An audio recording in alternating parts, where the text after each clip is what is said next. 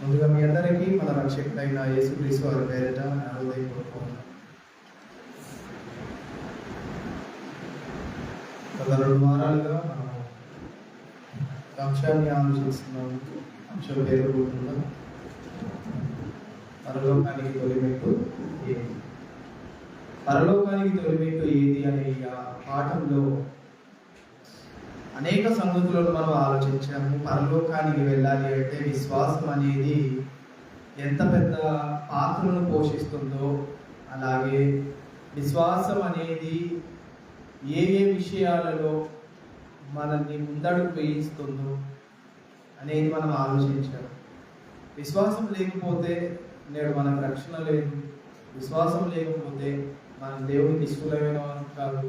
విశ్వాసం లేకపోతే మన హృదయం అనేది శుద్ధిగా చేసుకోలేము. విశ్వాసం లేకపోతే ఏ పనిని కూడా మనం సాధించు. అయితే విశ్వాసం అనేది భక్తులైన వారు వారి జీవితాలలో ఎలా చూపించారు అనేది కిందటి వారంలో ఒక భక్తుని గురించి మనం ఆలోచించాము. విశ్వాసులకు తండ్రి అయిన అబ్రహాం గారి గురించి కిందటి వారంలో మనం ఆలోచించాము. ఆయన తన విశ్వాసాన్ని ఎలా ఉంచుకున్నారు. విశ్వాసం అన్నది నిరీక్షింపబడి వాటి యొక్క నిజ స్వరూపము. అంటే ఆ నిజ స్వరూపం ఎలా ఉంటుందో నిరీక్షించిన వారే ఆ నిజ స్వరూపాన్ని చూపించగలరు. నిరీక్షణ కలిగిన వారే ఆ విశ్వాసం యొక్క నిజ స్వరూపాన్ని కనుపరచగలరు అనే దానికి మారుగా ఆయన నిలబడ్డాడు. ఆయనే అబ్రహాం గారు. అబ్రహాం గారు నిరీక్షణ దేని మీద ఉంచారు అంటే పునాదులు గల ఆ పట్టణము కొరకు, అనగా పరలోకాన్ని సంపాదించుకోవడానికి నిరీక్షణ ఉంచారు. అది పొందుకోవాలి, ఆ ప్రకారంగా జీవించాలి.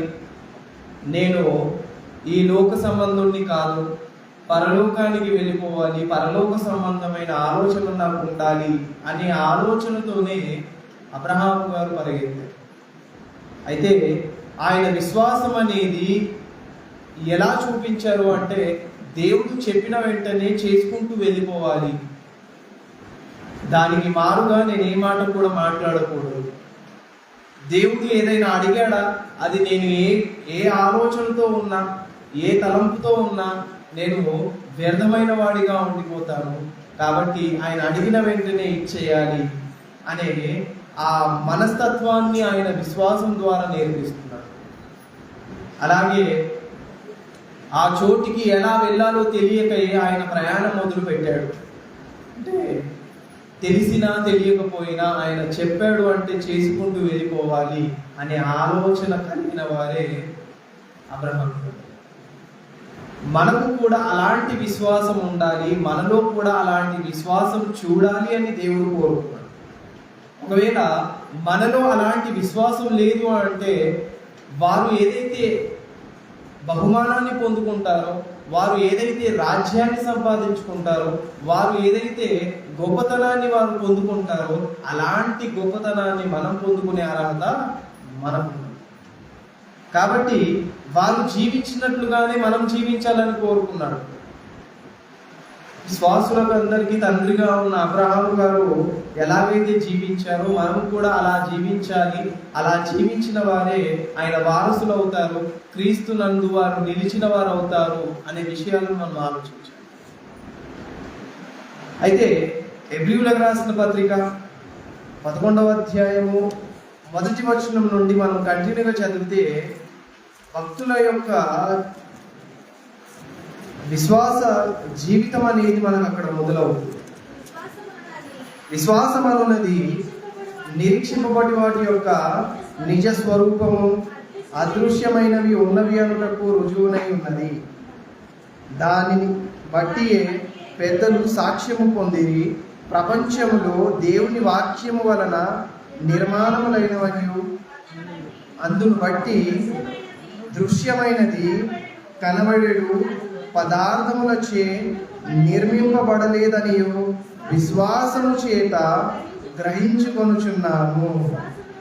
విశ్వాసము బట్టి హేబేలు కయ్యేను కంటే శ్రేష్టమైన బలి దేవునికి అర్పించాడు. చాలా ఇక్కడ చెప్తున్నాడు, మొట్టమొదటిగా ఎవరిని ఎత్తుకున్నాడు ఆయన?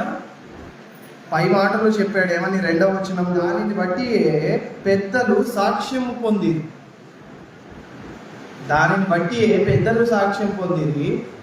ఏమని అంటే వారు నిరీక్షణ కలిగి ఉన్నారు, ఆ నిరీక్షణ యొక్క నిజస్వరూపాన్ని చూపించారు. ఎవరైతే నిరీక్షణ కలిగి ఉంటారో వారు విశ్వాసం యొక్క నిజస్వరూపాన్ని చూపెడతారు. పెద్దలు కూడా దీని వలనే సాక్ష్యం పొందారు అనే విషయాన్ని తెలియజేస్తూ మొట్టమొదటిగా ఎవరిని ఎత్తుకున్నారు? అక్కడ ఎవరి పేరు చెప్తున్నాడు? విశ్వాసమును బట్టి. 4వ వచనం నుండి, విశ్వాసమును బట్టి హేబేలు కయ్యేను కంటే శ్రేష్టమైన బలిని అర్పించాను.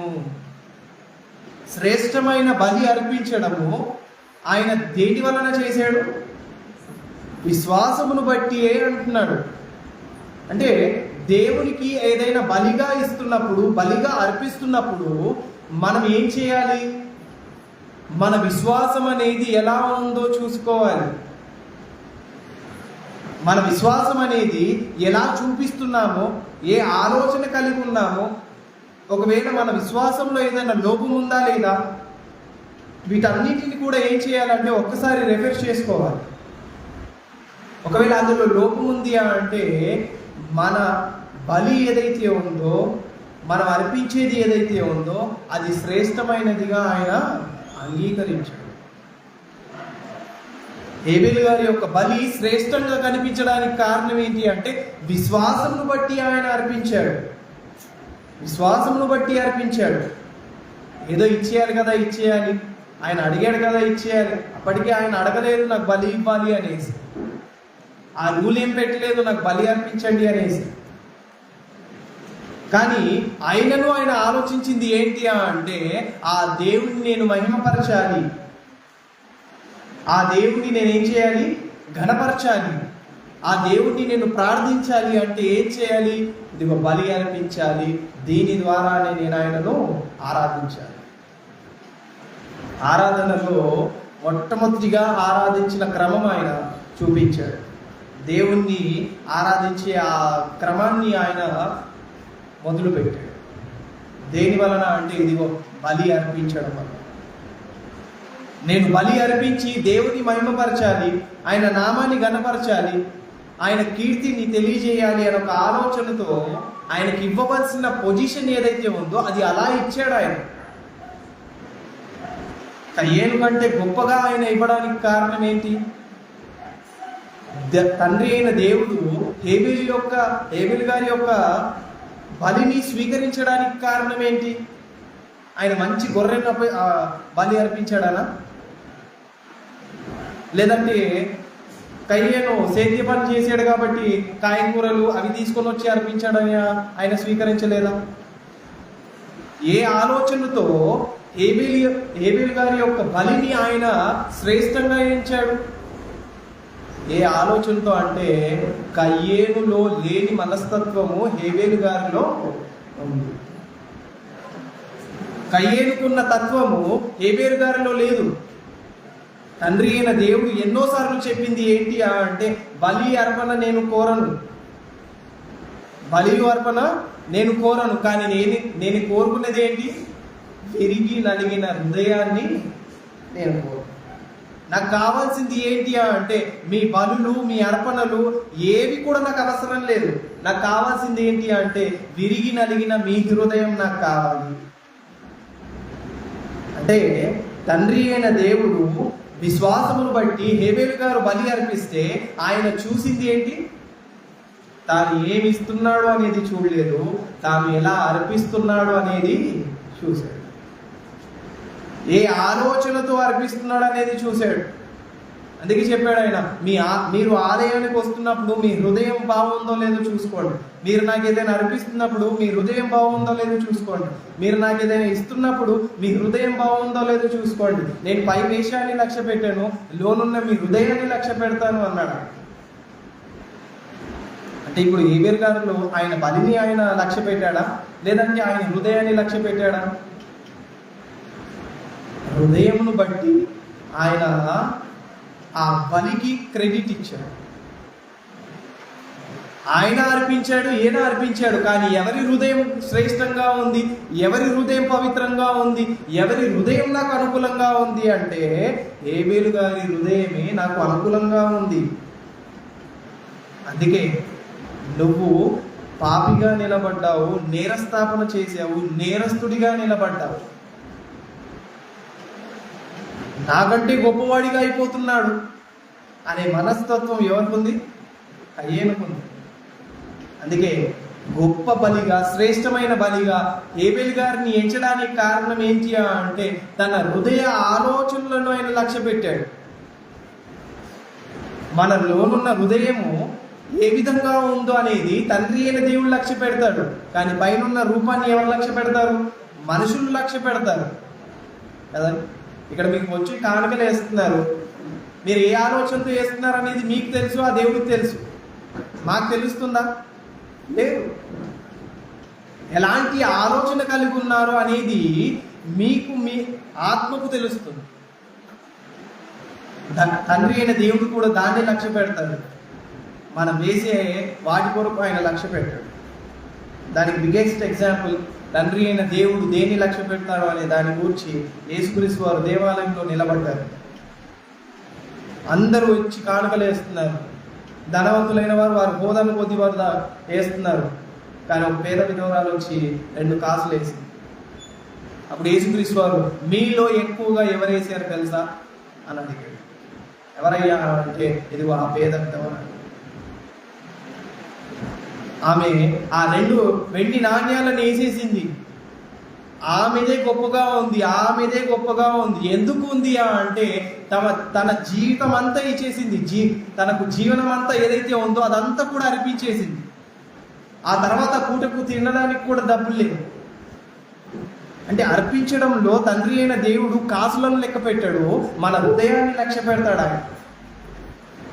మనం ఎంత డబ్బు వేస్తున్నామో అనేది ఆయన లక్ష్య పెట్టాడు. దేన్ని లక్ష్య పెడతాడు? మన హృదయాన్ని లక్ష్య పెడతాడు. అందుకే ఎలాంటి ఆలోచనతో మనం ఆయనకు అర్పిస్తున్నాం, ఆయన కానుకగా ఇస్తున్నాం, ఆయన సేవా నిమిత్తం ఉపయోగిస్తున్నాం. ఇదిగోండి పలానా దానికి ఉపయోగించండి అని ఇస్తున్నారు. నలుగురికి కనిపించాలన్న ఆలోచనతో ఇస్తున్నామా, లేదంటే నిజంగానే దేవుని నామాన్ని ఘనపరచాలన్న ఆలోచనతో ఇస్తున్నామా? హేబేలు గారు ఆలోచించింది ఏంటి అంటే నా దేవుడికి శ్రేష్టమైనది ఇవ్వాలి, నా బలి గొప్పగా ఉండాలన్న ఆలోచనతో ఇవ్వలేదు. హేబేలు గారు నా బలి గొప్పగా ఉండాలన్న ఆలోచనతో ఇవ్వలేదు. ఏ విధంగా ఇచ్చాడు? నా దేవుణ్ణి నేను మనసు పూర్తిగా గణపరచాలి, హృదయపూర్వకంగా ఆయనను నేను గైకొనాలి, హృదయపూర్వకంగా ఆయనను గణపరచాలి, అది నాకు కావాలి అని ఒక ఆలోచనతోనే ఆయన అర్పించాడు. అందుకే కయ్యేను కంటే హేబేలు గారి యొక్క బలి ఏమైంది? శ్రేష్టముగా. ఒకసారి చరిత్రకు వెళ్ళి ఆలోచిద్దాం అక్కడ జరిగిన సిచ్యువేషన్ ఏంటో. ఆదికాండము 4వ అధ్యాయం 1వ వచనం నుండి చదువుకుంటూ వెళ్తుంటే అక్కడ మొదలవుతుంది వీరి చరిత్ర.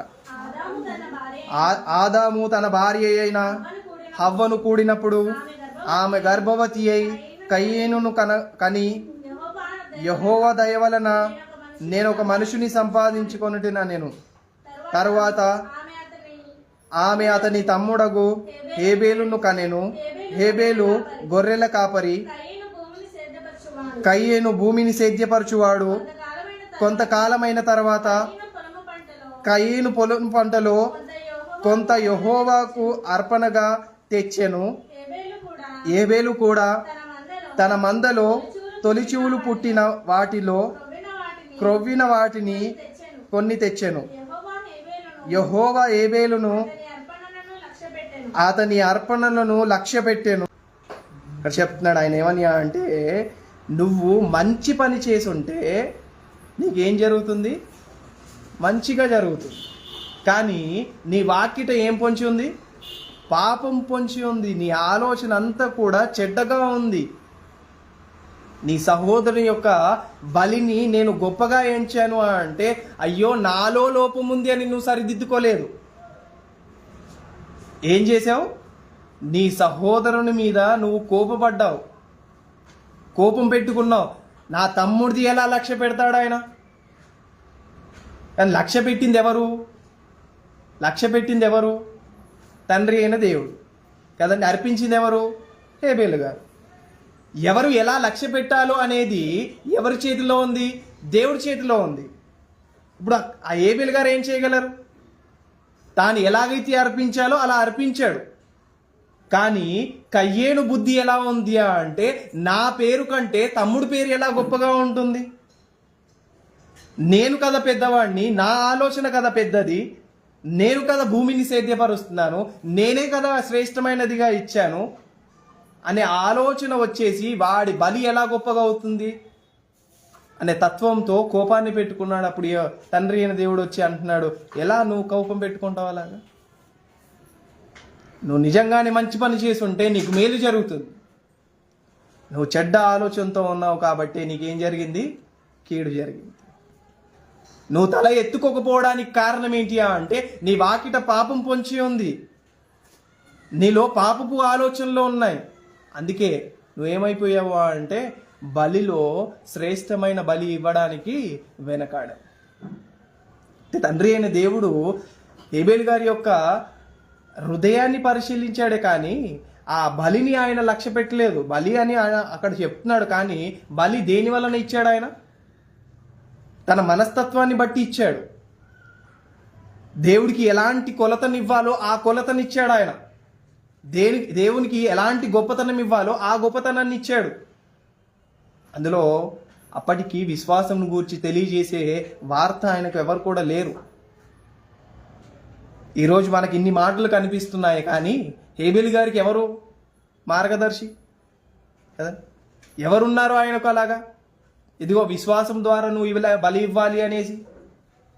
తనకు తాను కలిగింది ఏంటి అంటే, నేను దేవునికి అర్పిస్తే పవిత్రమైనది అర్పించాలి, పవిత్రమైన హృదయంతో నేను అర్పించాలి, పవిత్రమైన ఆలోచనతో అర్పించాలి. అందుకే అర్పించే విషయంలో కూడా ఆయన చెప్పాడు, యేసుక్రీస్తు వారు కూడా. హెబ్రీయులకు రాసిన పత్రిక అర్పించే విషయాన్ని గురించి మనం ఆలోచిస్తే, యేసుక్రీస్తు వారు కూడా అర్పించారు. 10వ అధ్యాయం 5వ వచనం, అక్కడ కూడా ఆయన తెలియజేస్తున్న మాట, కాబట్టి ఆయన ఈ లోకమందు ప్రవేశించినప్పుడు ఇలాగూ చెప్పుచున్నాడు, బలియు అర్పణయు నీవు కోరలేదు కానీ నాకొక శరీరమును అమర్చితివి, పూర్ణ హోమములను పాప పరిహారపు బలును నీకు ఇష్టమైనవి కావు. అప్పుడు నేను గ్రంథపు చుట్టలో నన్ను గూర్చి రాయబడిన ప్రకారము, దేవా నీ చిత్తము నెరవేర్చుటకు ఇదిగో నేను వచ్చి ఉన్నాను. యేసుక్రీస్తు వారు గ్రంథంలో రాయబడిన మాటను చెబుతున్నాడు. యెషయా గ్రంథంలో రాయబడిన చెబుతున్నాడు, బలి అర్పణ నేను కోరలేదు కానీ నేను నాకంటూ ఒక శరీరాన్ని అమర్చావే, ఆ శరీరాన్ని ఇవ్వడానికి, బలి అర్పించడానికే మీరు కోరుకున్నారు అని తండ్రి అయిన దేవుడు ఆయన చెప్తున్నాడు. బలి అర్పణ ఆయన కోరుకోలేదు, కానీ ఏం కోరుకున్నాడంట? ఇదిగో నాకంటూ ఒక శరీరాన్ని అమర్చావు, ఆ శరీరాన్ని నేను అర్పించేస్తున్నాను.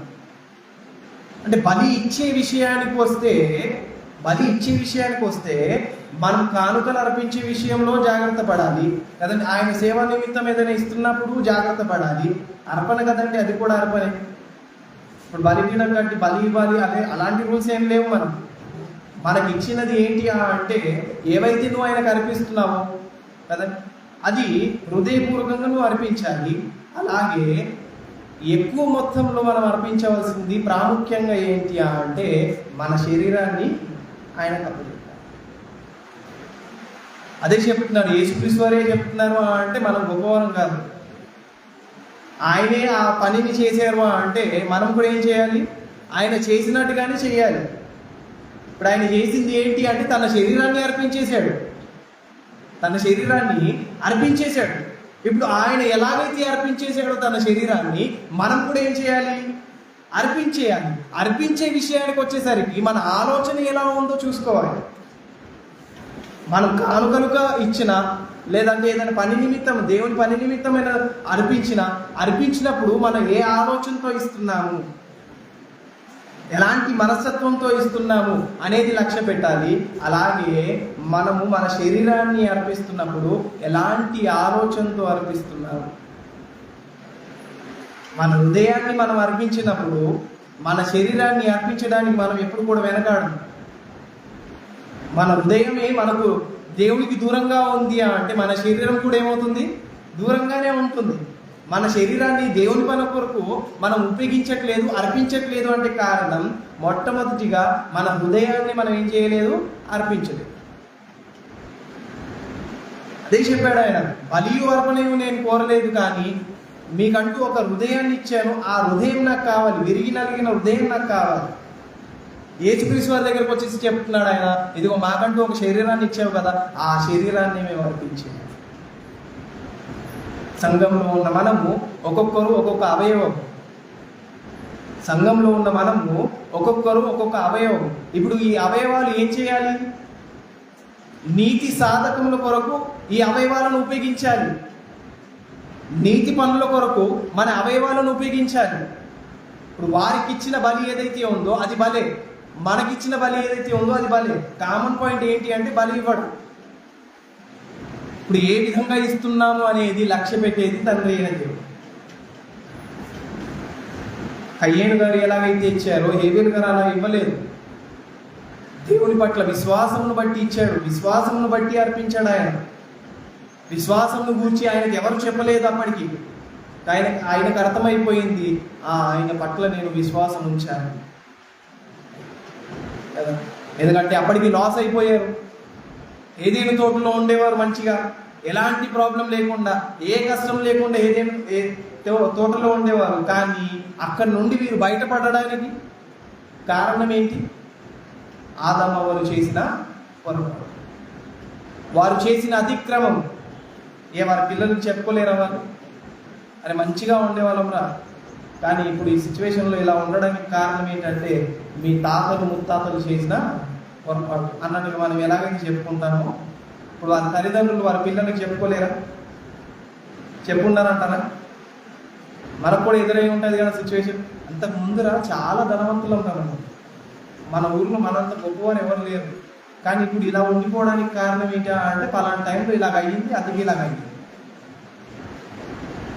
ఎవరో ఒక్కరి ద్వారా మనము వింటాము, ఎవరో ఒక్కరు చెబుతూనే ఉంటారు ఇలాగ, మన పూర్వీకుల ద్వారా ఇలాగయ్యింది, మన పూర్వీకుల వల్ల ఇలాగయ్యింది అనే విషయాన్ని మనం ఎలాగైతే తెలియజేసుకుంటామో, అలాగే ఆదాము అవ్వలు చేసిన పొరపాటును కూడా వారి పిల్లలకు తెలిసిపోయింది.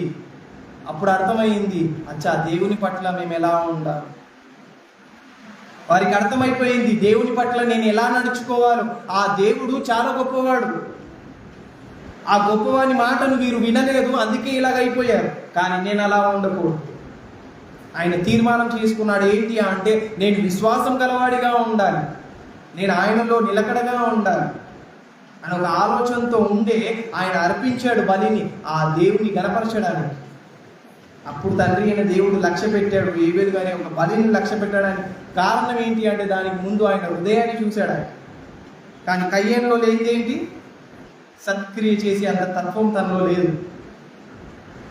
ఆయన ఆలోచన విధానం వేరుగా ఉంది. ఆ తర్వాత చెప్తున్నాడు 8వ వచనం నుండి 4వ అధ్యాయం 8వ వచనం ఆదికాండం.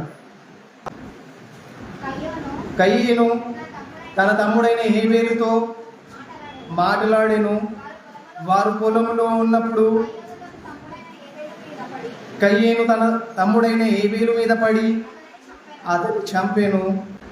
అప్పుడు ఆయన, నీవు చేసిన పని ఏమిటి, నీ తమ్ముని యొక్క రక్తము స్వరము నేలలో నుండి నాకు మొరపెట్టుచున్నది కదా. రక్తము నేల నుండి మొరపెడుతుంది, కయ్యేను నన్ను చంపేశాడు.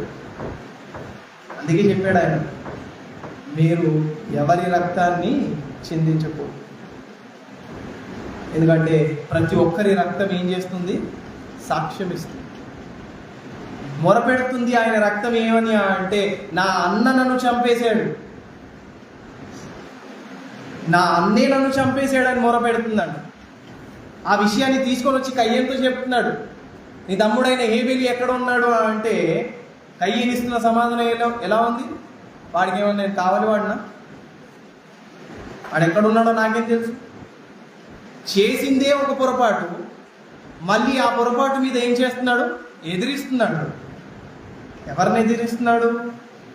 దేవుణ్ణి ఎదిరిస్తున్నాడు. అంటే ఇలాంటి మనస్తత్వం కలిగిన వాడు హృదయపూర్వకంగా ఎలా బలి అర్పిస్తాడు? అందుకే తండ్రి అయిన దేవుడు కూడా అతని బలిని స్వీకరించలేదు. ఎందుకు స్వీకరించలేదు అంటే, నువ్వు విశ్వాసమును బట్టి అర్పించలేదు. కయ్యేలు ఎలా అర్పించాడు? హేబేలు ఎలా అర్పించాడు అంటే విశ్వాసమును బట్టి అర్పించాడు. కానీ నీలో విశ్వాసం లేదు, నేనంటే భయం లేదు, నేనంటే భక్తి లేదు, నేనంటే ఒక కొలత లేదు. ఈరోజు మనం కూడా అలాగే దేవునికి ఏదైతే కొలతలు ఇవ్వాలో, దేవునికి ఏదైతే గొప్పతనం ఇవ్వాలో అది ఇవ్వడానికి మనం సిద్ధపడము. మనం ఆయన కొరకు ఏదైతే అర్పించాలో అది అర్పించడానికి సిద్ధపడము. ఒక గంటని మనం కేటాయించినప్పుడు మన జీవితాన్ని ఎలాగ అర్పిస్తామండి? మనం ఒక గంటని మనము ఆయన కొరకు అర్పించలేనప్పుడు జీవితాన్ని అర్పించడం చాలా పెద్ద టాస్క్ మనకు. అది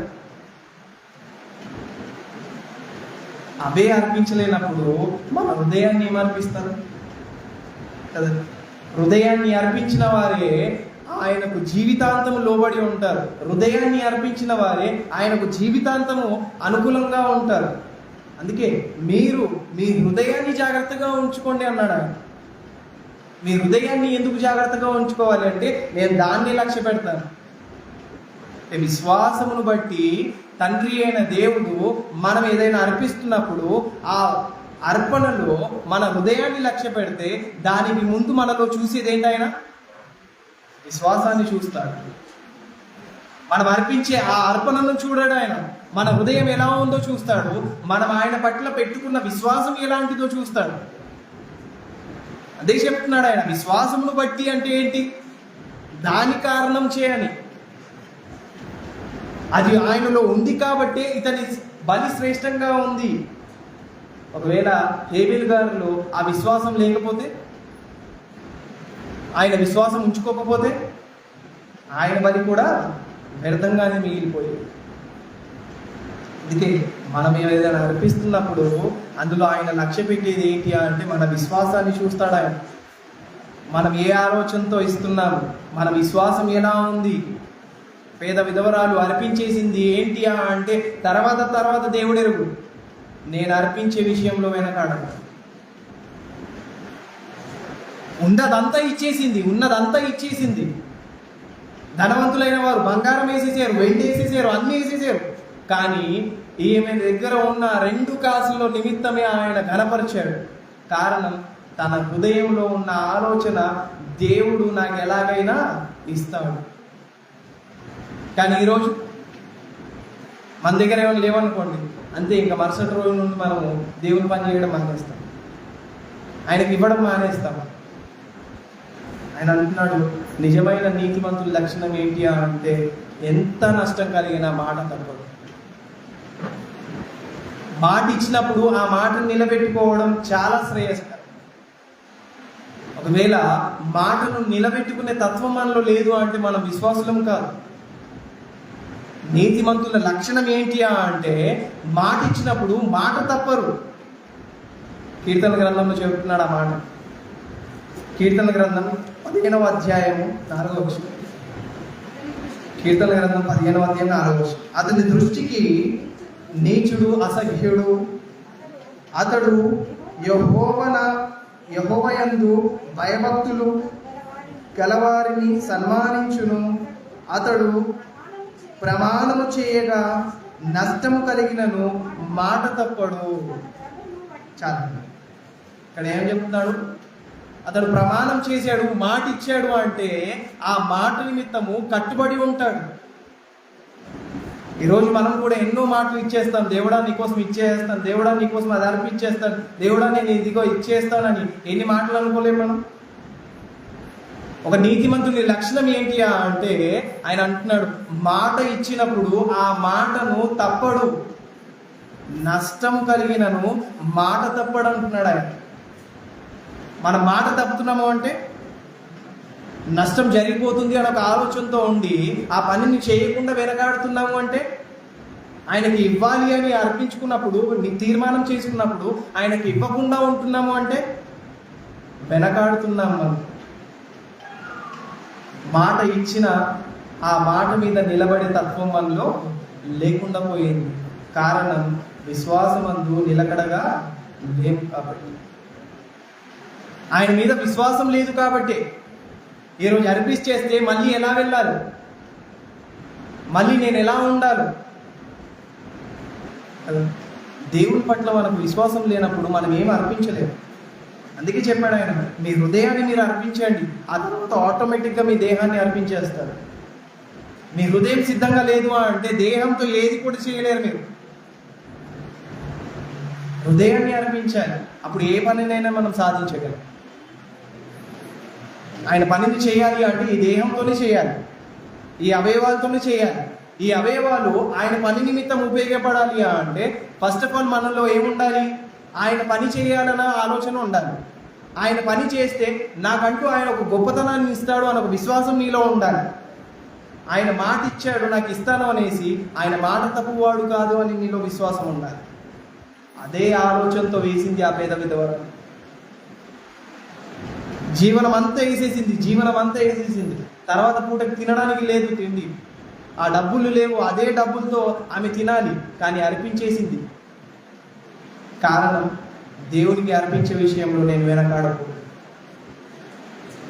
అందుకే ప్రారంభంలో క్రైస్తవులు కూడా అలానే చేశారు. దేవుని స్వీకరించిన తర్వాత, క్రీస్తును అంగీకరించిన తర్వాత, వారు ఒక రాజ్యంలోనికి ప్రవేశించిన తర్వాత వారు చేసింది ఏంటి అంటే వారి ఆస్తులను అమ్మి అపోస్తుల పాదాల దగ్గర పెట్టేశారు. వారికి ఏదైతే ఆస్తి గొప్పగా పిలువబడుతుందో ఆ ఆస్తిని అమ్మి అపోస్తుల పాదాల దగ్గర పెట్టేశారు. ఎందుకు పెట్టేశారు అలాగా? ఇహలోక సంబంధమైన వాటి కొరకు మేము చూడడం కాదు, పరమందున్న వాటి కొరకే మేము ఎదురు చూడాలి. ఇవి మా దగ్గర ఉన్నాయి అంటే ఏం ప్రయోజనం లేదు. మేము వెళ్ళిపోతే ఇది మాతో రాదు. కాబట్టి మేమేం చేయాలి? ఇదిగో ఇది తీసుకొని వెళ్ళి అక్కడ పాదాల దగ్గర పెట్టేయాలి. వారందరికీ ఎవరికి పొదువుగా ఉందో, ఎవరికి అక్కరగా ఉందో వారందరికీ పనిచేస్తారు అన్నట్టుగానే వారు పనిచేశారు. అంటే అర్పించే విషయంలో ఎలా ఉండాలి అంటే ఎప్పుడు కూడా వెనకాడకూడదు. తండ్రి అయిన దేవుడు అక్కడే లక్ష్య పెడతాడు, నువ్వు ఎలాంటి ఆలోచనతో ఇస్తున్నావు, నీ విశ్వాసం ఎలా ఉందో. అంటే విశ్వాసం అనేది బలి విషయంలో చూస్తాడా, అర్పించే విషయంలో చూస్తాడా అంటే ఖచ్చితంగా చూస్తాడు. అక్కడ నుండి మొదలవుతుంది. ఒక్కొక్క సిచ్యువేషన్ వేరుగా ఉంటుంది. ఏబేలు గారి యొక్క సిచ్యువేషన్ ఏంటి అంటే అర్పించడం. మనం దేవునికి అర్పిస్తున్నప్పుడు తండ్రి అయిన దేవుడు మనలో చూసేది ఏంటి అంటే విశ్వాసాన్ని చూస్తాడు. అదే చెప్తున్నాడు అక్కడ మనం 11వ అధ్యాయం 2వ వచనంలో.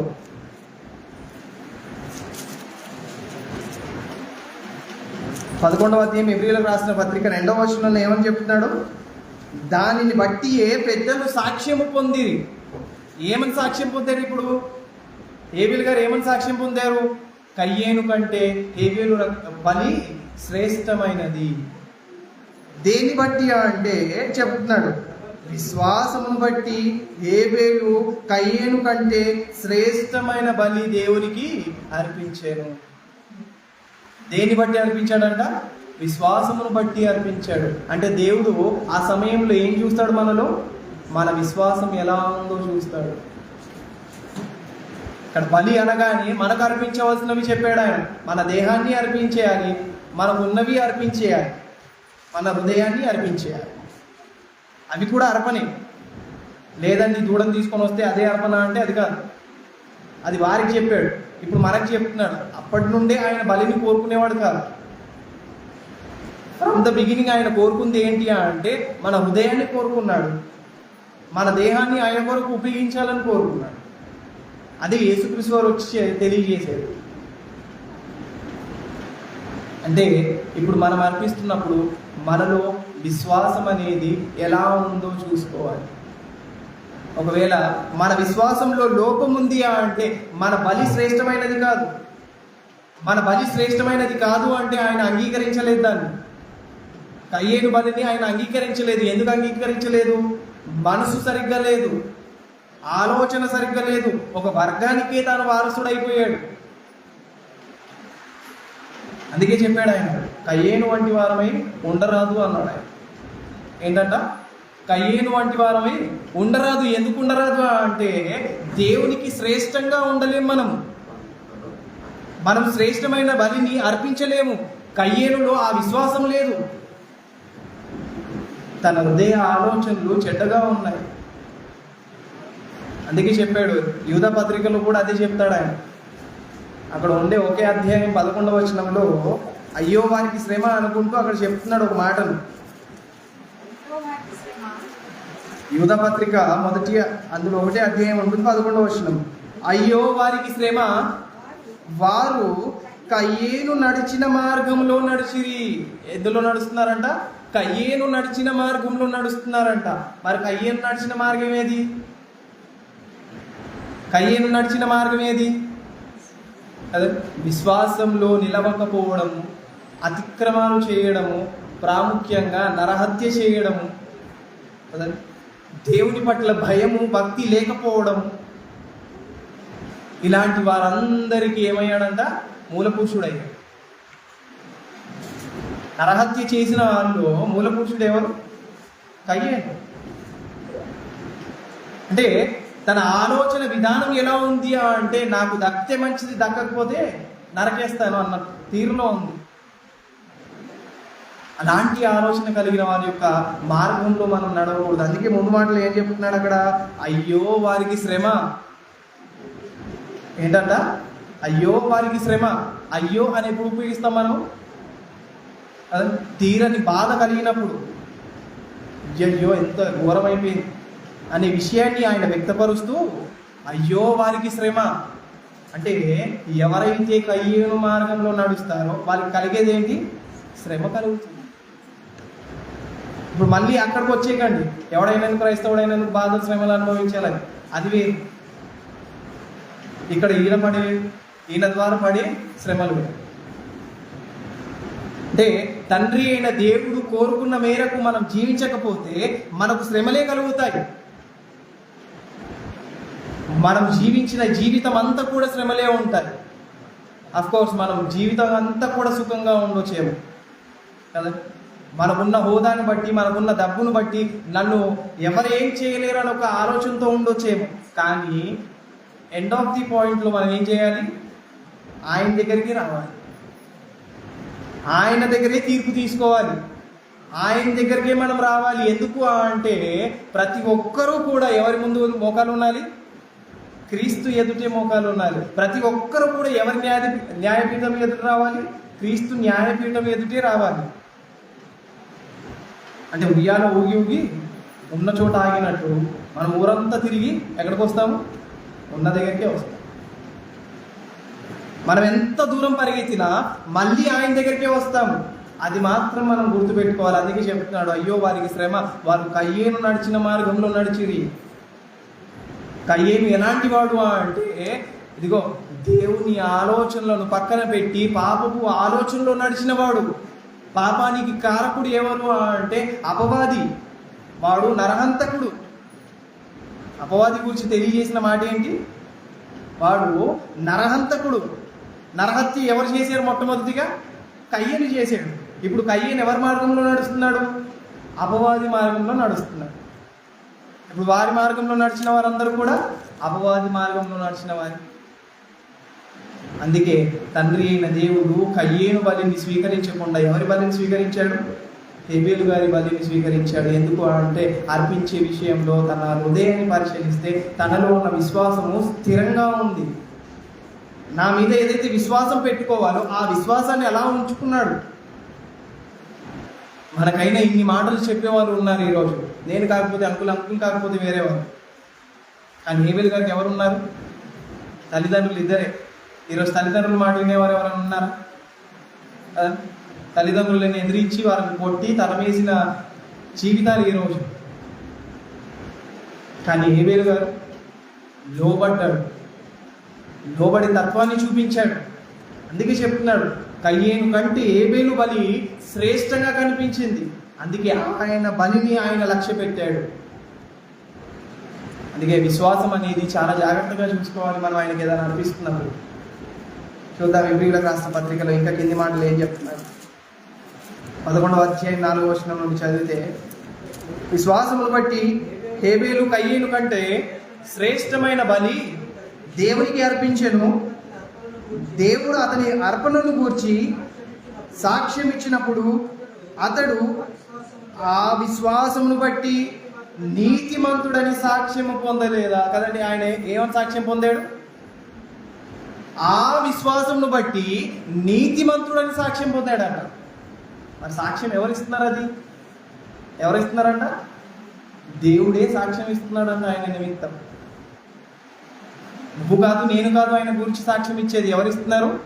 సాక్షాత్తు దేవుడే సాక్ష్యం ఇస్తున్నాడు. అంటే ఆయన బలి ఎంత గొప్పగా ఉండొచ్చు, ఆయన హృదయ ఆలోచనలు ఎంత గొప్పగా ఉన్నాయి.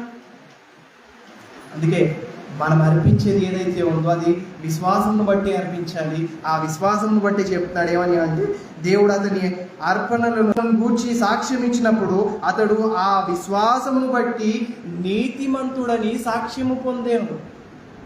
ఆ విశ్వాసమును బట్టే నీతిమంతుడని సాక్ష్యం పొందాడు. అంటే నీతిమంతుల జాబితాలో ఎవరున్నారు? ఇప్పుడు హేబేలు గారు ఉన్నారు. విశ్వాసుల జాబితాలో ఆయన ఉన్నాడు, అలాగే నీతిమంతుల జాబితాలో కూడా ఉన్నాడు. అంటే కారణం ఏంటి? విశ్వాసమును బట్టే నీతిమంతుడిగా పిలువబడ్డాడు. అదే అబ్రహాం గారి గురించి కూడా మనం ఆలోచించాము. విశ్వాసమును బట్టే అబ్రహాం గారు ఏమయ్యారు? నీతిమంతులుగా పిలువబడ్డారు. హేబేలు గారు విశ్వాసమును బట్టే నీతిమంతులుగా పిలువబడ్డారు. అంటే విశ్వాసము లేకపోతే మనం నీతిమంతులము కాదు. అందుకే మన విశ్వాసం అనేది ఎలా ఉందో చూసుకోవాలి. ఎలాంటి ఆలోచనతో మనం ఆయనకు అర్పిస్తున్నామో చూసుకోవాలి. అర్పించేది ఏదైనా ఆయన దాన్ని లక్ష్య పెట్టడేమో కానీ మన హృదయాన్ని లక్ష్య పెడతాడు. మనలో ఉన్న విశ్వాసం ఎలా ఉందో దాన్ని చూస్తాడు. కాబట్టి మన విశ్వాసం చాలా జాగ్రత్తగా చూసుకోవాలి. అందుకే చెప్పాడు, విశ్వాసమందు నిలకడగా ఉంటుంది. అది చాలా ప్రాముఖ్యమైనది. మనం ఈ పాఠానికి ఆ పేరు పెట్టుకోవడానికి కారణం ఏంటి అంటే, అది తొలిమెట్టు. ఆ తొలిమెట్టులోనే మనం పర్ఫెక్ట్గా లేము అంటే తర్వాత మెట్టు ఎక్కడానికి మనకు అర్హత ఉండదు. హేబేలు గారు దేన్ని బట్టి అంత గొప్ప పేరును సంపాదించుకున్నాడు? విశ్వాసంను బట్టి. మనము కూడా అంత గొప్ప పేరును సంపాదించుకోవాలి. మన బలి కూడా అంత గొప్పగా ఉండాలి. మన అర్పణ కూడా అంత శ్రేష్టంగా ఉండాలి. అంటే విశ్వాసం అనేది స్థిరంగా నిలకడగా ఉండాలి. అప్పుడే మనం ఆయనకు ఇష్టలుగా కనిపిస్తాం. అదే చెప్పాడు కదా, ఎవరైతే విశ్వాసంలో లేరు, విశ్వాసం లేని వారు దేవునికి ఇష్టడై ఉండుట అసాధ్యం. అలా మనం ఉండాలి. ఆ విధంగా మనం ఉన్నప్పుడే ఆయన మన నిమిత్తం సంతోషపడతాడు. ఇంకా మిగతా విషయాలు నెక్స్ట్ వీక్ తెలుసుకుందాం. కళ్ళు మూసుకుని ప్రార్థన చేస్తాం. మహాపరిశుద్ధుడైన మా కన్న తండ్రి, దేవ పరిశుద్ధుడా, మమ్మల్ని ప్రేమించి మాకు ఇచ్చిన ఈ అవకాశాన్ని బట్టి మీకు కృతజ్ఞతలు తండ్రి. బలి అర్పించడంలో మీరు లక్ష్య పెట్టేది ఏంటో, హేబేలు గారి యొక్క బలిని మీరు స్వీకరించడానికి కారణం ఏంటో మేము చూసాం. కయ్యేను వంటి వారమై ఉండరాదు, కయ్యేను నడిచిన మార్గంలో మేము నడవకూడదు అనే ఈ హెచ్చరికపూర్వకమైన మాటలు మీరు గ్రంథంలో రాయించి పెట్టడానికి కారణం ఏంటో కూడా మేము ఆలోచించాము. కయ్యేనులో లేనిదే హేబేలు గారిలో ఉంది తండ్రి, విశ్వాసం.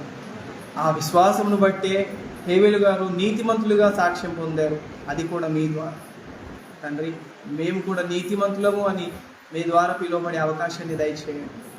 మీ నుండి ఆ సర్టిఫికేట్ సంపాదించుకునేలా సాయం చేయండి. మా విశ్వాస జీవితంలో మేము ఎలా ఉన్నాము, మమ్మల్ని మేము పరీక్షించుకొని ప్రశ్నించుకునే అవకాశాన్ని మా అందరికీ దయచేస్తారని కోరుకుంటూ విశ్వాసానికి కర్త అయిన యేసుక్రీస్తు వారి పేరటి ప్రార్థన అడిగి వేడుకుంటున్నాం తండ్రి. ఆమేన్. అందరికీ